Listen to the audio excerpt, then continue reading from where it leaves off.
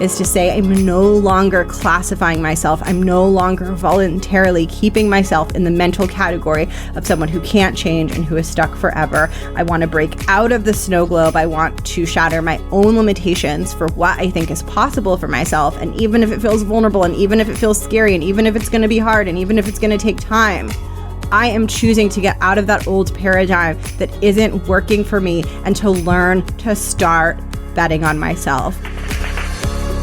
Welcome to The Art of Speaking Up, a podcast that helps professional women access the limitless potential that lies within them.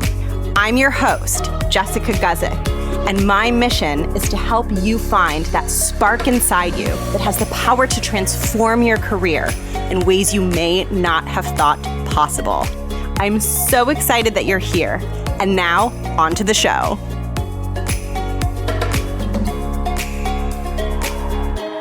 Welcome to the show. It's time for a solo episode. I get really excited to record solo episodes because I get to talk to you and share what's on my heart and hopefully help you feel stronger and more empowered. So I'm feeling very excited about it. Today's episode is all about mindset and imposter syndrome and learning to harness strength and pull strength out from inside you, which is a really, really important thing, not just in your career and not just in your life, but also as you become a leader. It's really something that you need to learn how to do. And I'm so excited to talk to you about this because I love mindset and I love leadership and I love all the nerdy mindset leadership topics. They're the best. And I think it'll help you if you're working on confidence and executive presence. So I am pumped. Okay. Woo, full of energy today. Okay. Before I get into that, I want to share with you my course, my free video course that I've been talking about, Speak Like a CEO, that I created for the women in this community to help give you the foundational skills to show up with strength and confidence when you're in a meeting and speaking to a group of people. This is going to give you foundational skills that you can use, whether you're giving a presentation, whether you're participating ad hoc in a meeting. It literally doesn't matter. Executive presence is the same all the time because it's who you are, it's who you're being. It's a way of speaking that you do everywhere. And this is a 3-part course. It's video, so you get to see me. And I teach you the foundational skills for executive presence. And I walk you through everything from the emotional component, so having that strong, certain, confident sound in your voice, to what words to use and how to structure the way you speak in a way that really builds authority into the content that you're sharing. So the way that you share the ideas that you have and the way that you share information with people has enormous potential to solidify your role as the leader in the room. And, it's interesting because I think a lot of times with executive presence, we think of it as these big dramatic things, like you enter the room feeling really strong and you speak like this. But as you will learn in the course, the way that I do executive presence is actually quite subtle. And it's these subtle shifts and these subtle tweaks to what you say and how you say it that really make you so much more powerful, so much more magnetic in a room.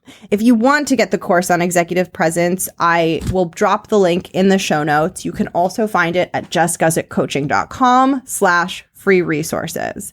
I'm really excited for you to take it. It is a very fun course.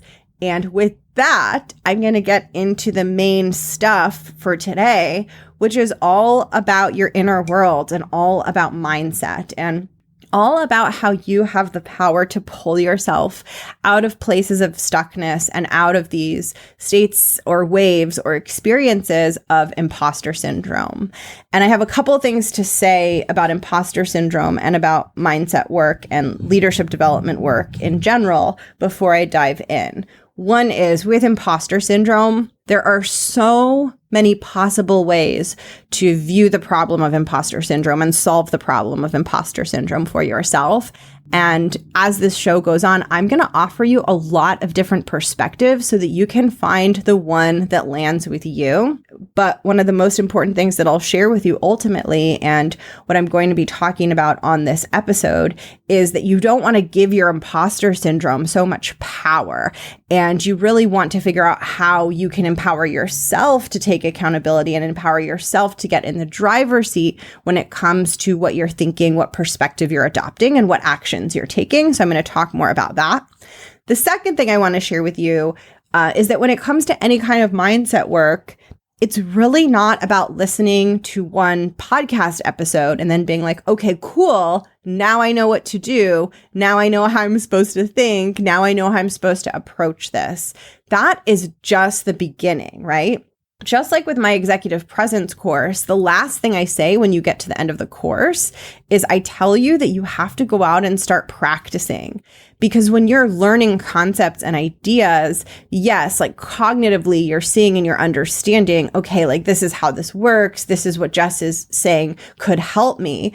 But it's not until you begin implementing it that you really begin to internalize it and embody it. And you begin to see how it's working and operating and functioning for you. And that is that is like a lived, learned experience versus just consuming information. And the reason why this is important for me to share with you is because consuming information is a lot more comfortable. So it's a lot more comfortable to listen to a podcast episode than to go out in your day-to-day job and take a risk and take a little tippy-toe step outside of your comfort zone. That's a lot harder, but that's where the change is going to happen. So you could listen and listen and listen and listen to all the things. But if you never take that step outside into that place of scariness, into that place of a little bit of discomfort, it's going to be very difficult for you to experience meaningful, lasting change. So take what I'm sharing and do your best to try to find places in your professional life where you can implement this. And you don't need to go big and dramatic. It doesn't need to be a big dramatic thing, right? So I'm telling you, yes, you need to implement things, but you get to do it bite-sized. You get to do it small. I talk about this also in my executive presence course. Don't try to go for everything all at once. That can be overwhelming to you. Try to find your next little bite-sized step that you can implement to get you a quick win, to get you building some momentum, and to get you showing yourself that you are in control and that you can change the way you show up in small ways that add up to powerful, powerful change over time. Okay. So now we're going to talk about your mindset and imposter syndrome and how you have the power to become aware of how you're thinking about yourself and how you're thinking about the world, and to notice whether the perspectives that you have are helping you show up with strength and confidence, or whether there are alternative perspectives that you can adopt that will help you show up bigger. Okay. So here's how I want you to think about the experience of imposter syndrome. I want you to think about when you're having a moment of questioning yourself, or maybe multiple moments, right? But when you're in the experience of questioning yourself and feeling small and being afraid that you can't do it or that you're not good enough, I want you to think of that experience as if you are trapped in one of those snow globe shakers. So those glass things that have like, you know, the little like something inside, and you shake it and like there's water inside and like the snow swirls all around. I want you to think of the experience of imposter syndrome as like being in one of those snow globes, except when you shake it, like all of the things that are swirling around you are all of your negative thoughts about yourself and all of the feelings that you have. And in that snow globe, I also want you to imagine that there's like, you know, like a house or a building. So it's like, it feels like this really real universe. And when you're in that experience and all those thoughts are swirling around you and you're in the snow globe, it feels real because you're in that little universe and it's like this self-contained thing. And you're like, yup. And this is like just how it is. Like, this is just the truth. This is my experience. I'm bad at my job. I'm going to get fired. It's not going to go well. Something bad is going to happen, right? You're trapped in that snow globe. And just like that snow globe is small and it's confined to the interior of like that circumference of that circle, that's exactly what happens when you allow your imposter syndrome and you allow those thoughts and you allow those feelings to dictate your action. They keep you really, really small. They keep you acting within the confines of this little snow globe. And what I want to offer to you is that there's an entire world out there that if you can open up your mind to, and if you're willing to be brave and courageous, and you're willing to do scary things, and you're willing to question your own beliefs about yourself, and you're willing to take actions that maybe you've never taken before, what will happen is you will enter the universe outside of that very limited, very small experience that you have in that snow globe of imposter syndrome. I want you to think about daring to try on a new belief about yourself, or daring to take an action that is braver than an action that you've typically taken before. I want you to think about that as being in the snow globe, being in the experience of imposter syndrome, having that snow and that water like swirling all around you and being in that experience. And it's like you picking up like a pick or a hammer and being like, I'm going to shatter the walls of this thing, and all the water is going to pour out. And then all of a sudden, I'm not going to be in the snow globe anymore. I'm going to be in that big wild world around me in a whole new place, a whole new frontier. And that's scary because you're in this snow globe and it seems real and it seems self-contained and you've been in it for a while. But it isn't until you're willing to go outside of the edges of it and break the edges of it, break the limits of it, that you'll have the chance to expose yourself to another alternative truth. But the beautiful thing is that the new truth that you're exposing yourself to is so much more empowering, because when you're outside of that snow globe, the options that you have for how you can show up and what you can do and how you can think about yourself and how you can view yourself in your role, they become massively, massively expanded versus when you're in the confines of that little snow globe and you're just acting within that like very, very finite radius and not going outside of it.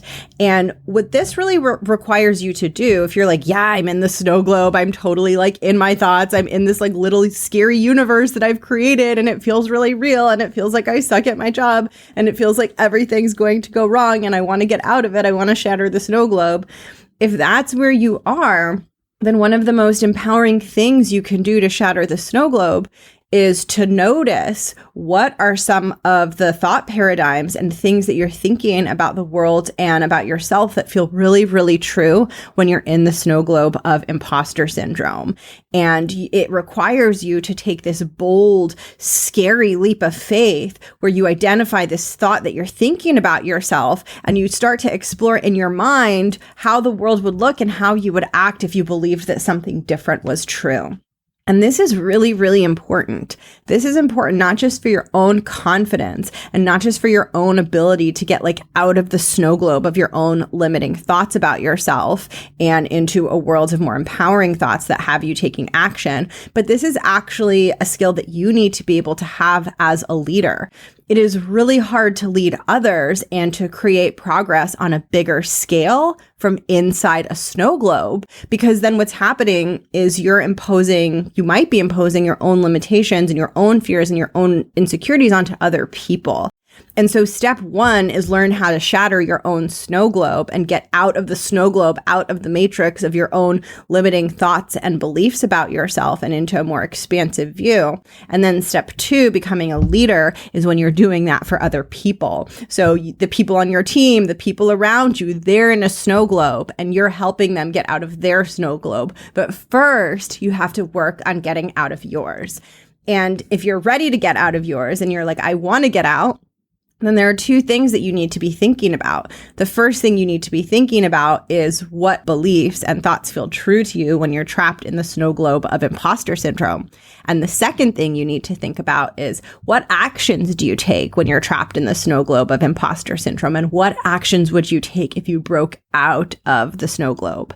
And I want to share some thoughts with you that might help you identify what you're thinking. Because often when you're in the snow globe, you're in the imposter syndrome, you're in that experience of it, you're experiencing very limiting thoughts that are based on pessimism and lack and a very negative subjective interpretation of the world.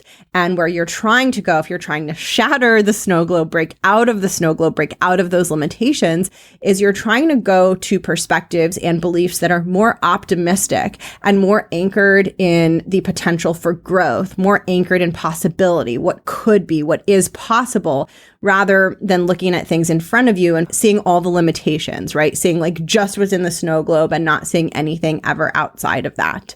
And so I'll share some common ways of like looking at the world and looking at you and your work environment when you're inside the snow globe. And I'll share with you what perspectives you would adopt if you were trying to shatter the snow globe and get out of the snow globe and break out of your own sense of imposter syndrome and the limitations that you might be imposing on yourself without even realizing it because you're in the snow globe, but you don't realize you are. You're just like, no, like I'm just in a snow globe and this is just all that's available to me, this little universe. You often think it's true. And this is what's so tricky about thoughts and beliefs is that it's really hard often to identify our own limiting thoughts and our own limiting beliefs because they feel true to us. So they don't feel like thoughts or beliefs. They just feel like, no, this is how the world works. So it's like you're in that snow globe and you don't always remember that you're in it. You forget that you're in the snow globe of imposter syndrome and you just think you're in the world and like this is just how the world is and like things are awful and you're awful. You forget that it's a perspective. You forget that it's a lens. You forget that it's a subjective experience that over time you have the power to shift and change. Okay, so let me share some thoughts and perspectives that you might experience from inside the snow globe of imposter syndrome. And I'm going to contrast them with perspectives that you can take when you are outside or seeking to shatter that snow globe and shatter your own thoughts and your own ideas about what limits you and the ways in which you are limited, the ways in which you are broken, the ways in which you are screwed or messed up or not going to succeed, right? So what we're going for is finding those thoughts, finding those beliefs and figuring out what perspectives you could take instead that would lead you to far more empowering action. So one of the big things that you might feel or notice coming up when you're trapped in the snow globe is this thought or this feeling that it's not going to work, that something isn't going to work, it isn't going to succeed, it is going to fail. And that thought is very, very paralyzing, right? That thought not only feels bad, but when you're thinking that it's not going to work, it's going to go badly, it's going to go poorly, that also has your brain searching for evidence to confirm that it's not going to work. So like when you're in the snow globe in that flurry of like, it's not going to work, all you can see are all the horrible things in the snow globe all around you. And it begins to feel really true. And then you go, yep, see, it's not going to work. I have all this evidence that it's not going to work. When really your brain is just doing what brains do, which is it's looking for evidence to confirm what you already believe to be true. And the perspective that I would suggest you replace this with, the perspective of a leader, the perspective that will get you out of the snow globe, is that there is always a way to make things work. And this can feel almost like wild and daring and vulnerable because believing that there's always a way to make something work, believing you can solve anything, that you can fix anything, that there's just always a way, requires you to make a leap of faith. And it requires you to believe that you can figure something out before you know exactly what the path is going to look like or before you have the evidence. And yet that is exactly what is needed from a leader, because so often what is being created, what is being built across an organization is something that's never happened before, right? We don't yet have that evidence that it's going to work, but we need the person leading us to instill the evidence that it's going to work, right? So like, imagine if the CEO was like giving an all hands or a company meeting and he or she or they were like, oh, so like this is our strategy for the next fiscal year. I'm not sure if it's going to work. Like, just imagine what the employees would feel. They would be like, what? That would be so destabilizing, right?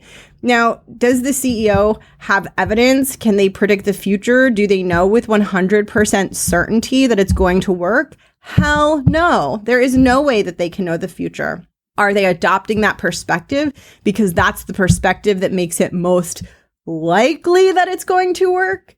Yes, exactly. When you get into that space of possibility, when you get into that space of what if this could work and how could this work, it actually brings out your own highest performance. It encourages you to stretch yourself and engage in a much deeper way than you would engage when you're thinking it's not going to work. And I really want you to think about this thought paradigm of like, it's not going to work versus there's always a way to make it work, or it's definitely going to work. I really want you to think about that paradigm, both for the actual work that you do, like, the things that you're creating in your job, and your own confidence building, right? So you can apply this paradigm to the work that you're doing, and you could think, well, I'm going to fail at this project, or this thing is not going to go well. It's not going to work. It's not going to work. You can also have those same thoughts about yourself and your own growth and your confidence, right? So you could have a thought of like, well, I'm listening to this podcast and I'm trying to build my confidence, but really it's not going to work, right? Like really, I'm going to be stuck here forever, versus there's always a way to make it work. It's definitely going to work. I'm going to find a way to make it work. Do you see how disempowering it is to believe it's not going to work about yourself? That is one of the most disempowering beliefs you can hold on to. And it doesn't mean that you're wrong or you're bad or you've done something wrong if you have this belief that you're stuck and that your growth and your confidence building isn't going to work. But it does mean that once you become aware that you're thinking of yourself in this way, you now have the option to decide, is this something that I want to keep? Or is this something that I want to begin trying to let go of? And it can take time to let go of like a really strong belief about yourself. And it's not necessarily like you're going to decide it and then boom, all of a sudden, like you're going to believe that you can grow and that you can build confidence. But it's a journey. And the only way to start that journey is to start with a clear intention of, I want to stop having this limited view of myself. I want to stop thinking that it's not going to work with my own growth. And I really want to take that leap of faith to bet on myself and bet on the fact that anything is possible and it definitely can work. I used to think this about myself, especially like with meetings and stage fright. I thought there's no way I could like feel calm in front of people and I will forever like have this problem. And it was only until I was willing to say, well, like, what if that's not true? That then I was willing to do speaking more and get in front of people more and just start taking all the actions that I would take if I believed that there was a way for it to work. And as a result, it started to work more and more, right? And so I really want you to think about this, and I want you to empower yourself to choose the beliefs that help you grow into the person that you want to be. And it sounds like a little bit cheesy, but it's true. And I think it can feel scary and vulnerable, like really hard and really scary and really vulnerable to be in a place where you are still in the struggle. It's still hard. It still feels difficult. It still feels icky to be in that place and like have the audacity to be like, I'm just going to believe that I can get through this. Like that requires you to be a little nutty and to be a little dreamy and to like have a really big vision, right? A BHAG, a big, hairy, aggressive goal is what some would call it in the business world. That requires cojones, my friends. But that is the start of the growth journey. That is such an important step to take, is to say, I'm no longer classifying myself. I'm no longer voluntarily keeping myself in the mental category of someone who can't change and who is stuck forever. I want to break out of the snow globe. I want to shatter my own limitations for what I think is possible for myself. And even if it feels vulnerable, and even if it feels scary, and even if it's going to be hard, and even if it's going to take time, I am choosing to get out of that old paradigm that isn't working for me and to learn to start betting on myself. It is one of the strongest and most powerful, most empowering things you can do. And it will make you such a wildly effective leader. When you learn how to let go of your own limitation and step into a higher performing, stronger, more confident version of yourself, you will be so inspirational to the people around you, and you will help them dream bigger for themselves, and you will help them grow into something bigger for themselves. So this is one that, man, when you do this for yourself, it has a ripple effect that is so strong for the people around you. And ultimately, my goal with this show and with the work I do is to help you become a leader. And this is one of the most important foundational things that you can do to become a leader, is to take that leap of faith, to bet on yourself, to believe you can change, to believe you can grow, even when you're in a struggle and even when you're in a place of stuckness. That's where everyone's growth starts. No one starts their growth journey feeling good. That it's just not a thing, right? It always starts at the bottom, and it's a scary place to start, and it's a hard place to press that start button, but it is the place where it gets pressed. So that's the first thought pattern that you might experience when you're experiencing imposter syndrome, or that you might experience when you're in that snow globe. And I have a couple others that I want to share with you. The second one is all around setbacks and failures and obstacles. And when you're in that snow globe of limitation and you're in the imposter syndrome, and you start kind of toying with this idea of like, well, maybe I am good. Maybe I can speak up. Maybe I can do the thing. Maybe I can bet on myself, right? Like maybe you got on board with all of the things that I just said and you're feeling amazing and you're feeling pumped up and you're like, yes, I'm ready for my growth journey. And then you go out into the world and like you do something brave or you do a thing and you experience what I call a flop. A flop is something that I'm really intimately learning in my theater journey right now. So I am studying this form of comedy called clowning, which I'm a little bit embarrassed to share because you might think I'm really weird, but it's just a style of comedy and it's a style of performing in front of people. And one of the things that I'm really learning about is how to flop, how to fail in front of an audience. So I really love using the word flop to describe a failure because in the theater world that I'm in, flopping is good and it's empowering. And it's like this thing that you get better and better at. You get better and better at failing. And so what I'm talking about here is you're feeling super pumped from what I just shared with you about how you are strong and capable and you can shatter out of that snow globe and you go out into the world and you're like, Jess believes in me. What if I believe in me and I'm ready and I'm going to do it? And then you have a flop. And then your brain goes, see? I told you not to listen to her. I told you not to listen to all of this stuff. Stay in the snow globe. It's safe here. Stop trying to be brave. Stop trying to do all these things. You don't need this. You're fine, right? And so your mind tells you and convinces you when you're in the snow globe and really stuck in that anytime you have a flop or a failure or an obstacle, it not only means that you're stuck and that you're not going to grow, but it means that all this talk about growth and building your confidence and strengthening your voice, it's all BS. It's all a crock of shiz, like this is not real. Don't listen to this stuff. You're just going to end up embarrassed and disappointed and worse than when you started. And this belief is so insidious because in many ways, this is your brain pulling on you to keep you from changing, pulling on you to really keep you from taking that risk and keep you from doing something new. And our minds don't like change. Our brain doesn't like change. It likes routine. It likes familiarity. So as soon as you have this empowering moment of, I want to bet on myself, I want to strengthen my mindset, I want to strengthen my leadership skills, I want to build my confidence, as soon as you step into that, your brain is already not happy to begin with because it's like, why are you changing things on me, bitch? But it gets worse than when you encounter a failure because then your brain's like, see, I told you and you didn't listen. And so if you are committed to lasting growth, to sustainable growth, then you need to change the way that you relate to obstacles. And if you want to shatter out of that snow globe, you need to be willing to flop. And you need to be willing to fail. And you need to understand that there is no path that gets you from where you are to strength and confidence that does not involve failures and feeling bad and having moments where you regret it all and you just want to go back to your starting point. That means you're right on track.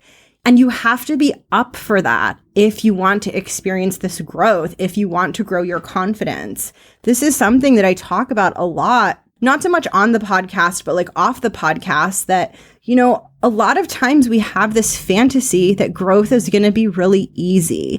And we have a fantasy of building confidence where it's like, okay, so now I teach you a skill. You go out and do the skill. You do it well. You feel amazing. You're the best in the world and you're on your confidence journey.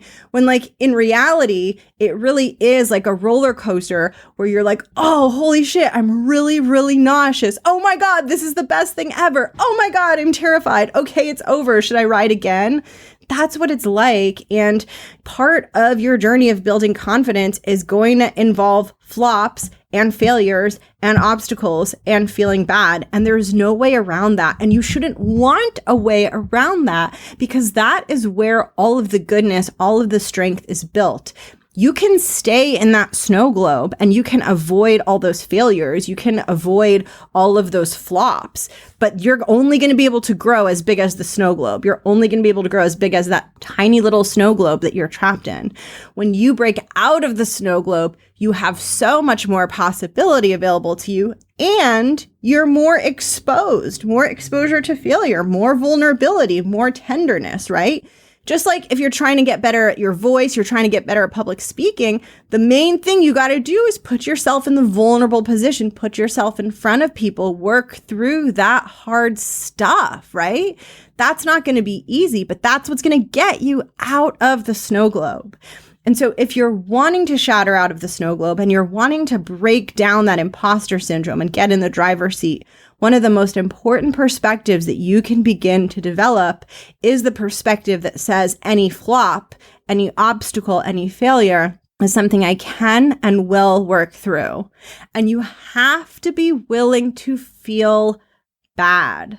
Building confidence is not all about feeling good. It's not about getting into this cycle of just doing good and feeling good. That happens. That will happen in your confidence journey. You will get into a cycle of doing good and feeling good. However, that is not the entire journey. The full, rich, deep, embodied experience of building unshakable confidence requires you to go into failure, and not only into it, but into the feelings that come with it. And it doesn't mean that you need to sit in those feelings forever. And it doesn't mean that your failures won't learn to sting less and less over time. But it does mean that if you're trying to avoid that feeling, you're trying to avoid feeling bad, you are really going to limit how much confidence you can build. And people don't like this. Like, this is a truth that I think a lot of people don't like, and they want a way to build confidence that doesn't require things to ever be hard. It doesn't require you to ever feel bad. That is not what I do in my work, and that is not what I will ever promise on this show or for my clients, because I don't think that's the best way. I think when you go that route, you're building something fragile. And I'm all for baby steps, and I'm all for positive reinforcement, but I'm also all for like resilience. So another belief that I really encourage you to start trying on to break out of that imposter syndrome, out of that snow globe of limitation, is that you can handle failure. You can handle obstacles. You can handle hard things, and they are not a sign that you are on the wrong path. They are a sign that you are stretching yourself and challenging yourself and growing. Okay, here's another thought that happens a lot when you're trapped in the snow globe and you're in your imposter syndrome and you're in your limiting beliefs. Another thought that you might experience in there is that you have to get it right the first time. You've only got one try, you've only got one shot, and if you mess it up, game over. I think that we might have adopted this from school, and it's like you show up for the test and that's like your one try. And luckily, thank goodness, everyone, I have an announcement to make. The professional world doesn't work that way. I feel like we have brought our testing anxiety and our school anxiety and our grading anxiety into our jobs with us. And there's this thinking that we only have one try, but most of what you do in your job never happens in one meeting. It never happens in one day. Look at the time arc of a project that you work on and how long it takes you from the time you started to the time it's finished. You have so many opportunities to correct yourself. The amount of times that we can quote unquote mess up in our jobs, which is really you're just iterating, you're just moving and going layer by layer, right? You're not really messing up. But the amount of times you can quote unquote mess up or not know the answer yet or not get it right or not get it perfect is so high. And I'm not saying like that means you're going to like have work that's incorrect or wrong. But what I'm saying is typically in what you're doing, you are often working many phases until you have a final draft. And it's not like a test or an exam where you sit down and you have to memorize everything and you just show up and then you just got to do it, right? It's like you can ask people for help. You can change your mind. You can tweak it. If you feel like you need to learn more, you can go off and like take some online course and revisit it, right? Like you have so many opportunities to not get it right the first time. You do not need to get it right the first time. And if you want to break out of that snow globe and out of that imposter syndrome, and out of that limited thinking. Notice when you think you have to get it right the first time. And instead, I want you to think that you'll just keep going until you get it right. This is such an empowering thing, to make the choice that you're just going to keep going until you can do it. And that's non-negotiable, and it's just going to happen, right? And it requires you to believe that you can do it. So if you think, oh, I'll just keep going until I get it right, and then your brain's like, well, but not really, because you're not going to get it right. That's the other belief, right? That it's not going to work. That's like the first belief I was talking about. So these are all kind of connected. But if you believe that there's always a way to make it work, as I suggest you practice believing, then you can also believe that you're going to keep trying until you get it right. And I want to share with you now the last belief that you might experience in the snow globe of imposter syndrome, and what I suggest you adopt instead. And then I will start to wrap things up on this episode. This has been a really fun one, and I hope you're enjoying it too. So the last belief, well, there's lots of beliefs in the snow globe of imposter syndrome, right? Like I could write 100, but I wrote some of the big ones that I suspect that you might experience. The last belief that you might have when you're in the snow globe of imposter syndrome is a belief that says that if you're struggling, it means you're doing it wrong. If things are hard, it means you're wrong, it's going wrong, something has gone wrong. And that is really important, because when you're thinking that if I'm struggling, that means I'm doing it wrong, it makes you want to give up, right? So if I'm giving you advice on how to speak in meetings, and then you go and speak more in a meeting and you're struggling, and then your brain's like, see, you're doing it wrong because you're struggling, that's again going to keep you safe and keep you from trying that again. Because you're like, well, I'm doing it wrong. It's not going to work anyway. I might as well not get uncomfortable. I might as well not push myself out of my comfort zone, because I'm not even doing it right. It's not even working. See, I'm doing it wrong because I'm struggling. And the belief that I want you to adopt to get out of the imposter syndrome, to shatter the snow globe, is that struggle means you're being brave and growing. When you are struggling, it means you have entered into a space that exceeds your current capacities. That is the richest, ripest soil you can be in for growth. You cannot grow when you are not being stretched, and struggle is a sign that you are being stretched. So all that's happened is that you are in that middle space where you are trying something new and you haven't yet gained mastery of it such that you can show up for it without the struggle. And so when you adopt the belief that struggle means that you're being brave and that you're growing, that keeps you in it longer. You're willing to tolerate the struggle longer, because the meaning that you're making from that struggle is that you're moving in the right direction. So when you're trapped in the snow globe and you're in imposter syndrome and you're in limitation, you make struggle mean you're going in the wrong direction. When you shatter the snow globe and you're willing to step into that limitless vision of yourself, then you make struggle mean you're moving in the right direction, which again is hard, right? I'm not saying struggle is fun. I'm not saying it's good. I'm not saying I want you to struggle or want you to suffer. But I am saying that it's not so black and white that struggle is bad and ease is good, right? Struggle is something that we experience on the path to building strength. And we cannot build strength unless we have tested ourselves, and unless in some ways we have pushed ourselves to our limits. So while all of this stuff is hard, and it can take time, and it can take patience, and I know it's hard to shatter that snow globe, and I know it's hard to really believe that it is working, and that you can do it, and that you can handle the obstacles, and that you have lots of tries to get it right, and that struggle doesn't mean anything has gone wrong. I know it's hard to believe those things, but when you stay committed to that perspective over time, it keeps you committed to yourself, to your own growth, to taking risks. It keeps you chipping away at that snow globe so that eventually it cracks and all of the water spills out, and you have that moment where you're like, wow, I'm glad that I showed up over and over and over and over again, because it might have taken me 100 times, but finally I feel different. Finally, I walked into that meeting and I had no nerves. Finally, I showed up so confident for that job interview. Finally, I'm having fun in my role. Finally, I'm going for the things that I really want. Finally, I feel like I can do it. Finally, I've learned how to manage my doubt. I've learned how to manage my fear. I've learned how to recognize when I'm in the snow globe, and I've learned how to pull myself out of it. It is so worth it to go through these hard things to get to that point, because once you get to that point of feeling more confident, having that new perspective, feeling stronger, you have that skill forever. You have that part of you forever. You take it with you everywhere you go. And it doesn't mean that you're never going to feel the imposter syndrome come back. And it doesn't mean that all of a sudden everything's going to be easy, but it does mean that you will have evolved as a human. You will be able to handle more. You will be able to take on more. You will be able to push yourself more, and you will have better tools for dealing with the moments that are hard. And that is priceless. And this is why growth is so much fun, because you get to become a new version of yourself. You get to dream up who you could be and how you could be when you're feeling good and strong. And you get to show up every single day and take those little steps towards becoming that person, even when it feels hard, even when it feels unlikely, even when it feels scary. When I started this work and when I started my podcast, I really started it on this belief that your potential is limitless.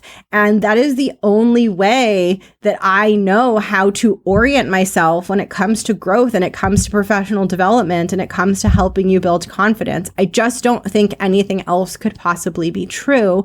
And I would really love for you to start playing with that idea in your own career and your own life so that you can slowly break out of that snow globe and slowly see that this fictional little snow globe world that you're trapped in isn't the whole world. And there's a big wild world out there for you to step into when the time is right and when you are ready. And you can start chipping away at that snow globe now. I hope that this helped you. It's been such a joy to share this information with you. And thank you for sticking with me. Some of these solo episodes are long and strong and don't get the friction on. Okay, that is a song. I need to end the episode, so I'm going to wind it down. Thank you for listening. If you'd like to get my free course on executive presence, I'm going to link it below in the show notes. You'll also find my contact information. And if you want to work with me, there are 2 ways to work with me. I'm taking on a few more one-on-one clients, and I'm also doing speaking and workshops like through your employer at work. So if you want to bring me to your team or to your work, you can do that too. I will put all of the information in the show notes, and keep going. Keep going. We all get trapped in the snow globe, and we all forget that it's just a snow globe, and you just got to keep shaking yourself and waking yourself up from the imposter syndrome dream of the snow globe and reminding yourself of all of the things that are outside of it, all of the limitless possibilities that are available to you. I hope you're having a wonderful day. I hope to get to connect with you however it might be, whether you listen to the show, whether we get to meet and chat, and hopefully I'll be doing some more like workshops and things like that. So hopefully there will be more and more opportunities for us to hang. I hope we get to. And in the meantime, have the most wonderful, wonderful week. I will catch you in the next episode. Mwah. Bye.